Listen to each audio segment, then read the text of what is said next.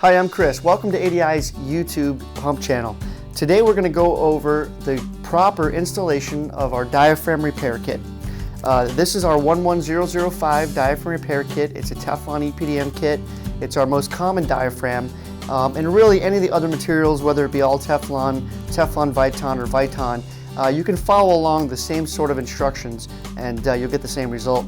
Also, any of our pumps that use what we call our standard head right here, this square head, whether it's our Mini Dia-Vac pump, as you can see right here, or an explosion proof with a different motor, anything that's got this sort of a head, there may be a different shape in the diaphragm. For example, the Mini uses a round, but you can see it's still Teflon coated in EPDM, and really the instructions are the same for that one as well. What we'll need in order to do this change out properly are a few tools. First of all, we're going to need a 5/32 Allen key. Then we're going to need a 3/16 Allen key. We'll need a 3/16 torque wrench set to 110 inch-pounds. A 5/32 torque wrench that's set to 70 inch-pounds. And a bottle of Loctite, medium strength 242 or equivalent. Okay. So the first thing that we're going to want to do, of course, on the head is remove the 4 head bolts. Now, so we'll grab our 3/16 Allen key and we'll go ahead, break the seal on that.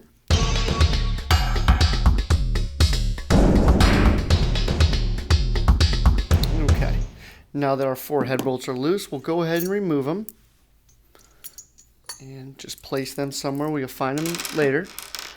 And then now our head is able to be taken off the pump. So you can see here the diaphragm.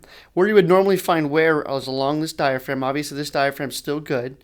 And you may even see some of the EPDM start to impede if the chemical has actually attacked the diaphragm. So in any case, this is the inside of our pump head. This is the valve body.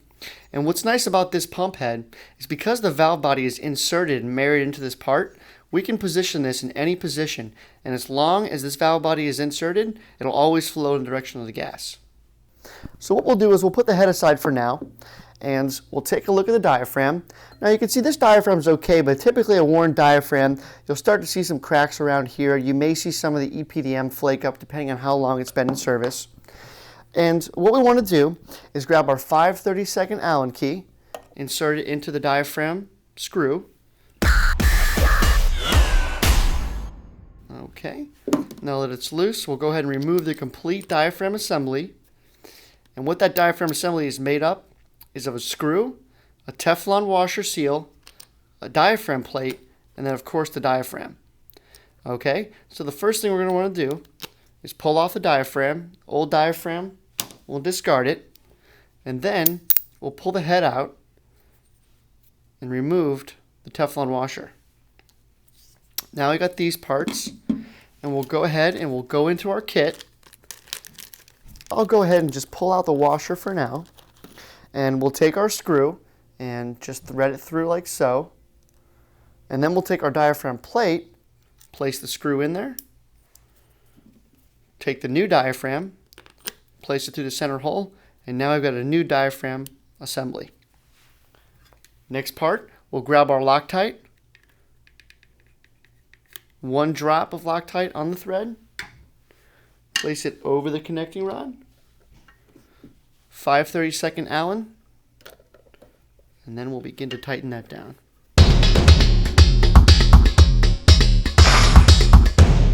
We'll go ahead and grab the 5/32 torque wrench at 70 inch-pounds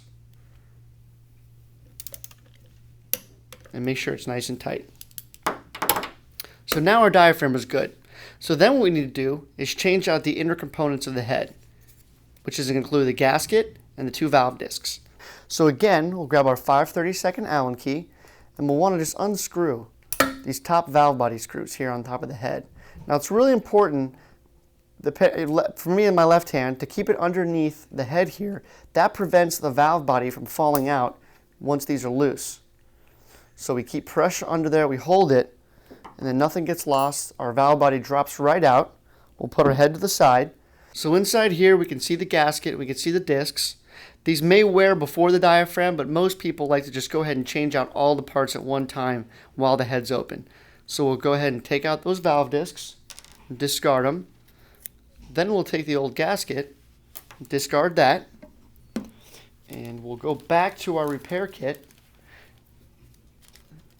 and we'll pull out a gasket. And when you look at the valve body, you can see that one of the posts has 2 splices on the end of it. So that's the one that you're going to want to put with the bigger hole. But it can only go in one direction. Then we'll take our new valve discs, place them in,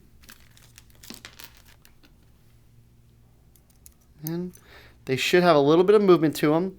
Take care to keep it nice and flat and don't allow the discs to get up on the post, because what can happen is you put the head on it and then it can become pinched. So now we'll take our head, and you can see that this is the one with the posts, lines up with this one with posts, and we'll go ahead, keeping it flat the whole time. We'll marry those parts together, always putting pressure underneath the head to hold it in place, and then we'll take our valve screws and place them on top.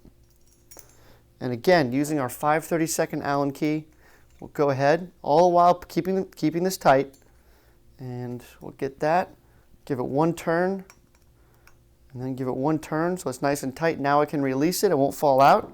So then now we'll orient the head onto the pump.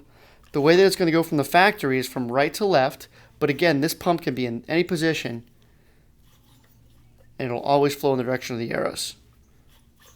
So let's go ahead and line it up there, and then we'll go back to our original head bolts, put those on like so.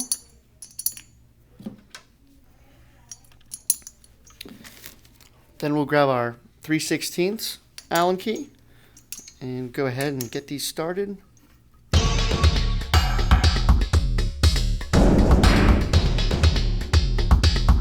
Okay, we're almost there.